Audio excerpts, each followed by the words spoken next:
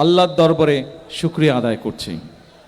এক, আজ বহু বছর পরে, এক যুগের প্রায় 2 যুগের সমান হবে, এই 2 যুগ পরে এই নিজের গ্রামের বাড়িতে, নিজের এলাকায়, এই স্কুল মাঠে, এই কলেজ মাঠে আজ আবার আপনাদের সাথে একত্রিত হতে পেরেছি, আপনাদের সামনে কথা বলতে পেরেছি।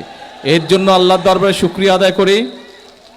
আর গত প্রায় 10 বছর ধরে যেই পরিকল্পনাটি আস্তে আস্তে ছক এঁকেছি, সেই পরিকল্পনার অনেকগুলো পরিকল্পনার একটি পরিকল্পনা ছিল ফ্যামিলি কার্ড।